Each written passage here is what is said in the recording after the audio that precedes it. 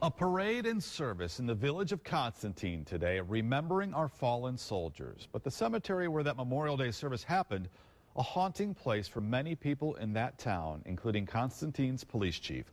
Now, someone dumped 11-year-old Jodi Parrack's body in the village cemetery more than 6 years ago. The chief came out of retirement to help solve the case. WSBT's Kelly Stopczynski talked with him today, and Kelly, he's about to retire again.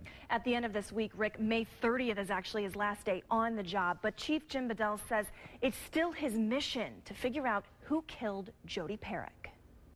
I took this job 5 years ago, and there hasn't been a day go by that I haven't thought about this case. Constantine Police Chief Jim Bedell saw his share of homicide investigations as a Michigan State Police detective.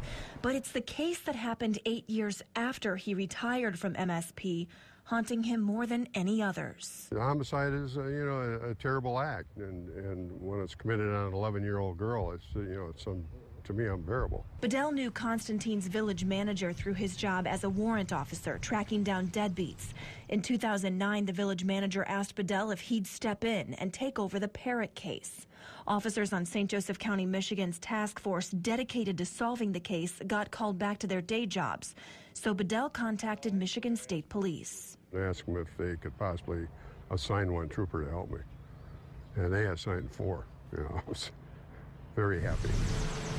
Then he went beyond the call of duty, organizing a fundraiser to put this headstone on Parrack's grave. I went to her grave site, and there was a little homemade headstone that her friends made.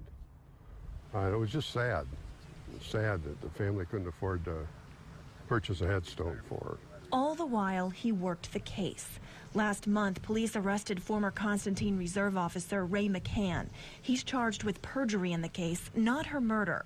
Bedell and the cold case team are hopeful McCann can lead them to Parrack's killer. Her body was laying basically right in here. Days from retirement, Bedell knows he's running out of time to solve the case as police chief. Yeah, it's very frustrating, but it's hard to put into words. But he vows he'll stay on it as long as he's alive. Today is Memorial Day. Our parade comes down right past her house. It's kind of a little hats off to her. So, and then we come to the cemetery where her body was found. This seems kind of appropriate. Bedell says he's already talked with the village manager about staying on the department part-time, continuing to help with the case if he can.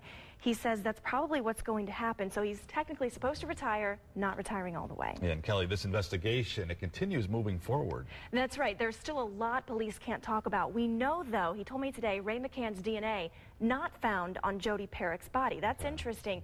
Lawyers in the case expected to meet tomorrow to see if they can move forward with the preliminary exam court date set for McCann for later this week in the case. Obviously, they're hoping they can put closure to this eventually. Might take some time, though. Kelly, thanks.